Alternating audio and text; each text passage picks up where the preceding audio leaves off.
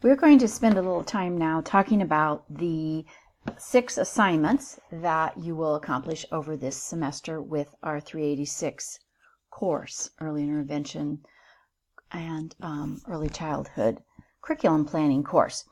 So if you would go to the Field Experiences folder, which is the first one of 6 in the assignment descriptions, you will find the first document is called SED 386 Projects Step by Step SU, which stands for Summer, Online. If you would open that document, you will see what I have on the screen right now.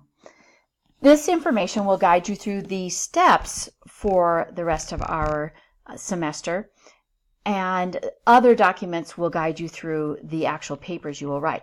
So you start out this whole process or whole project with arranging for a field experience, which is a 2-hour observation. There needs to be a child in your observation location, a young child ages 3 to 5, not in kindergarten, and this child does have to have an IEP. There can be more than one child or children in your setting that you observe with an IEP, but you just have to have a minimum of one. You will find that location and you will share information with me about where you want to observe, and we'll talk more about this in another document coming up. And I will provide some support and some suggestions where you might find locations. The next document that you want to open is named Field Experience Assignment Forms, Summer of 18.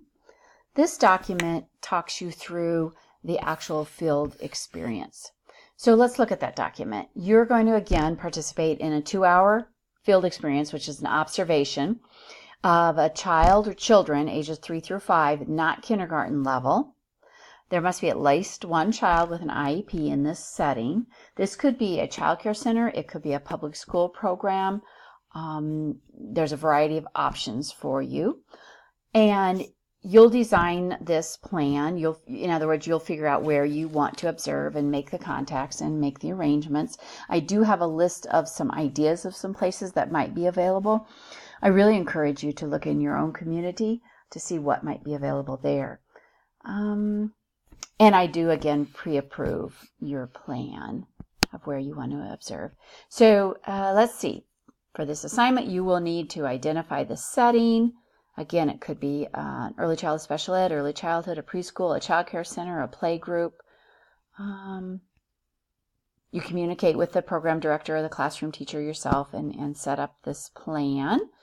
The sooner in the semester or in the summer that you do that, the better. Ask a couple questions about, you want to be sure that when you're there to observe, it's not during nap time. That won't do you any good. So you might want to make sure that you have a little discussion about what might be going on. You can communicate with folks through the phone, of course, but also through email. And if you already have contact information, texting will work too.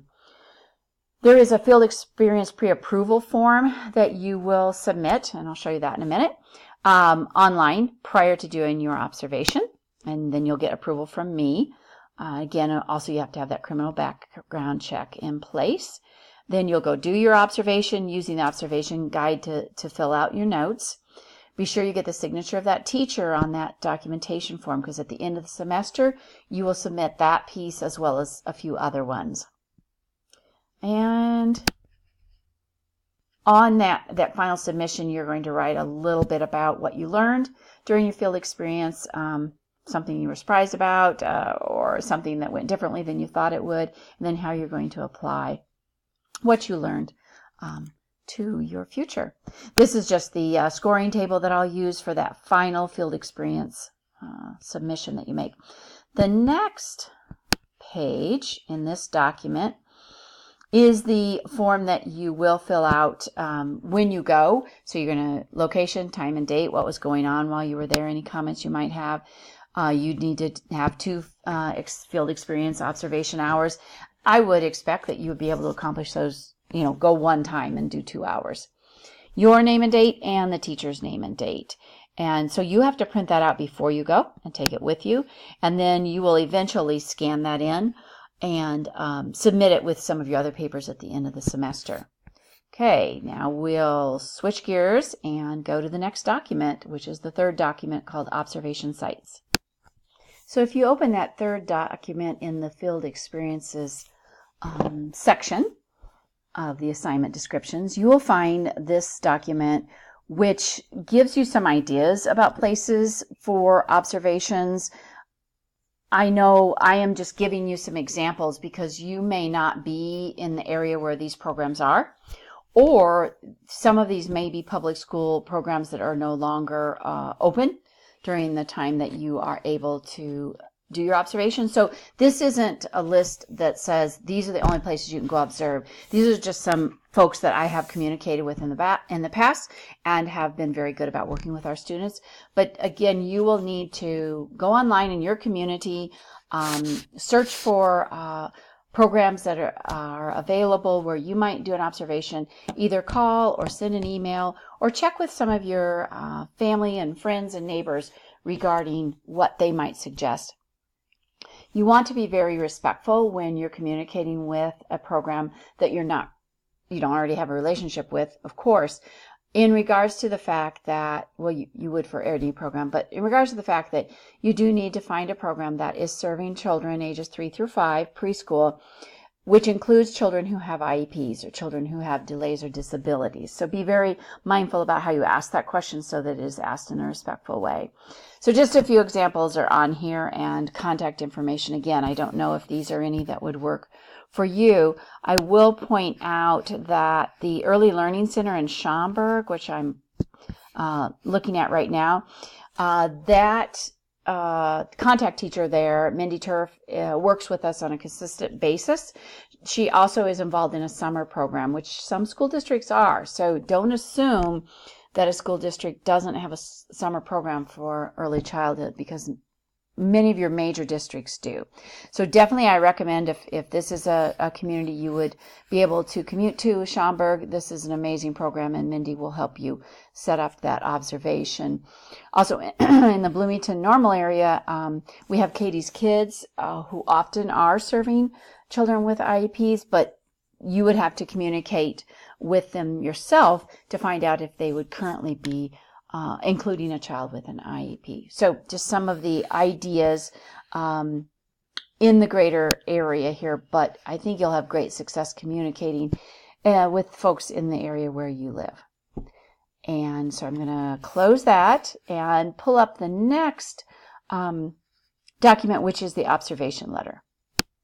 Okay, so hopefully now you're looking at the letter that I wrote and put in a PDF format that you can download and email, or however you want to get this to the person you would like to do your observation with, or the program, or the principal, or the director of the child care center, whoever it is. This little letter explains the project that you'll be doing, explains what you need to do for the 2-hour observation, and I think you'll find this quite helpful in communicating. Share this with people. It's from me and Illinois State University, and it has my email information there if they would like to communicate with me about this project. So you do absolutely need to get this to the folks where you want to do your observation, either prior to your observation, which is really the preference, or on the day that you go. And if you have any questions about that, let me know. So that's all the information about the field experiences. You're ready now to think about where you could communicate with, to find out if their location would meet your needs. And of course, as always, be very polite and be very appreciative. You do represent yourself very much so, and you at some point in time may want to work in these areas, these communities where you're observing, but you also definitely represent Illinois State University, and we are very thrilled that you do. So go forth, start finding your places. I will also upload the document that you fill out for pre-approval about your location and site. So you're looking for 2 hours. Probably afternoon is not the best time because most of the kids are napping, but communicate with the site where you want to go, and they may say that, oh, all of our kids are up and at 'em by 1 o'clock or 1:30 or something. So that might work out for you for an afternoon. Thank you very much. I did find 2 more forms that I wanted to review with you. So hang in there. We're almost done with this field experience section. This is the pre-approval form that is uploaded in your field experiences section.